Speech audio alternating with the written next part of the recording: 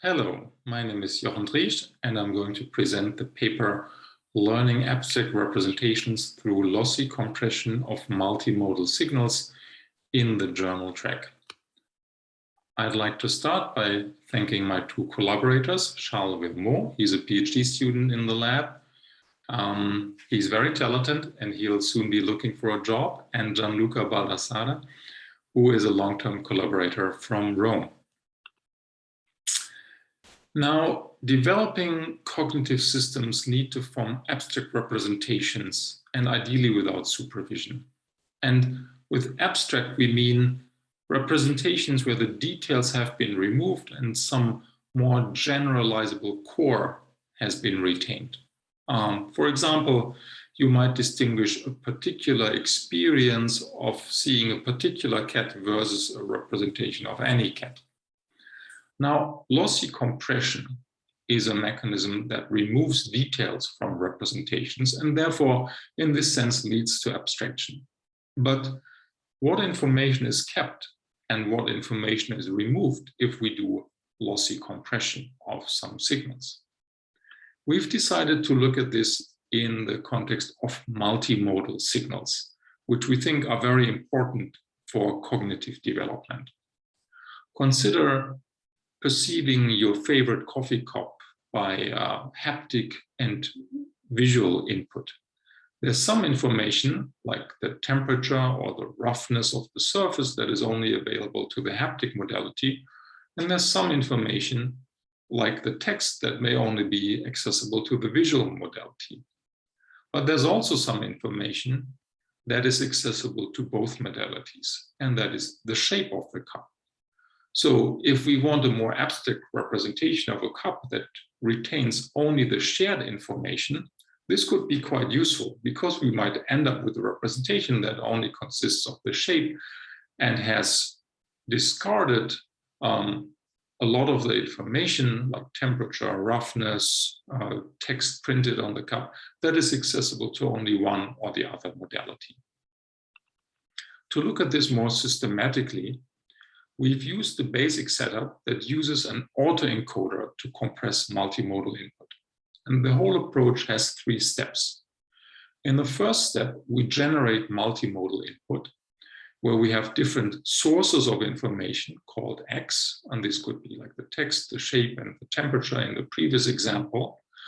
And from this, we derive the sensory input that the system receives, the visual input and the haptic input. And some of this original information, like the shape, might enter both the visual and the haptic input. Then in the second step, we use a lossy compression scheme to encode this input in a very compact representation Z that is so compact that some information is necessarily lost. And in the final step, we want to assess what information this latent code Z really contains about the original sources, the text, the shape, and the temperature. So we train another set of neural networks to try from the latent vector Z infer the original sources X. Now, the intuition that we have with this is if the latent code Z contains prominently the shared information, like the shape information, well, this information is particularly relevant and useful because it's helpful to both reconstruct the visual and the haptic input. So metaphorically speaking, by focusing the latent code on the shared information, the system can basically kill 2 birds with 1 stone. We've also come up with another scheme that we call cross-modality prediction that is a little more complicated. And it has this extra set of networks here that essentially use each modality to predict all the others. So it may use the visual modality to predict the haptic modality and use the haptic modality to predict the visual modality. And these predictions are then fed into the autoencoder. And our intuition here is that the exclusive information that may only be present in one or the other modality should really be quickly discarded, because it cannot be recovered here in this initial prediction step. Now, to test our intuitions, we used two test beds. One using purely synthetic data that allows us to perfectly control the amount of shared versus exclusive information in the different modalities. And for this, we basically draw the input X from Gaussian distributions, and we use random neural networks to mix them into the sensory inputs Y0 and Y1 from the different modalities. And in a second test bed, we use a simulated two-armed robot where the actual sensory information is provided by the graphics and the physics engine. And we're looking at proprioception and visual input here. Now, here are the first results. So this is with the synthetic data. And what we're plotting here is the mean reconstruction error of the exclusive information in blue and the shared information in red as a function of the latent dimension of the latent representation Z, which basically gives you the degree of compression. So a lot of compression on the left and a little or no compression on the right. In fact, the dashed vertical line here encodes indicates the situation where the latent code is big enough to capture all the information. And what you see here, this is for n equals 2 sensory modalities, that there's indeed a big advantage for the shared information. The latent code contains a lot more, or allows to reconstruct the shared sensory information much better than the exclusive sensory information.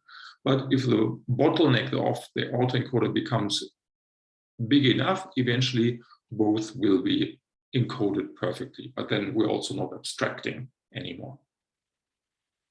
Now, so in the compressed regime, we may conclude shared information is retained better than exclusive information. And now what happens if we increase the number of modalities? Well, we see the same picture, but in fact, the effect is even stronger. So the advantage of shared information becomes bigger for greater number of modalities. Now let's compare this to the second scheme, the cross-modality prediction scheme, where I show the results here.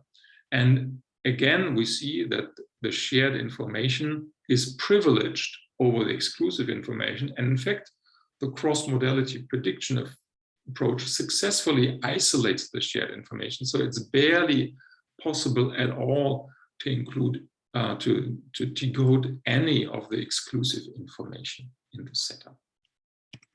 Now, let's validate this with the robot simulation, where we have proprioceptive input about joint angles phi and joint velocities phi dot, and visual information from the left and the right half of the screen, which looked at the left and the right arm. And what we've done here is that we've encoded only the proprioceptive information of the right arm, but not of the left arm.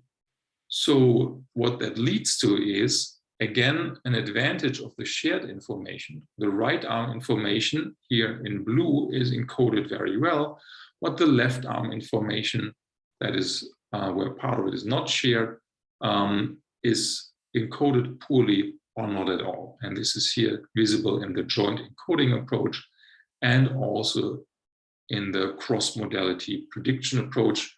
One difference here is that, for example, the right arm velocity is also very poorly encoded by the cross-modality prediction approach.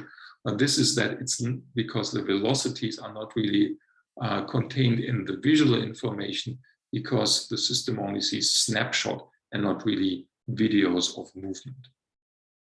So to sum up, we think that abstraction and the learning of abstract representations should be viewed as a process of lossy compression of information.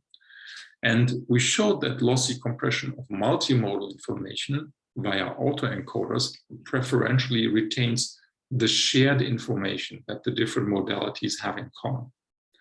We also proposed this cross-modality prediction approach that allows to more exclusively capture this shared information, and we validated the approach in a robot simulation. In the future, we'd like to use these ideas of multimodal compression quality as an intrinsic motivation to learn behavior. And the full paper is available on arXiv. And with this, I'd like to thank you for your attention, acknowledge the funding agencies, and I wish you a great conference. Bye-bye.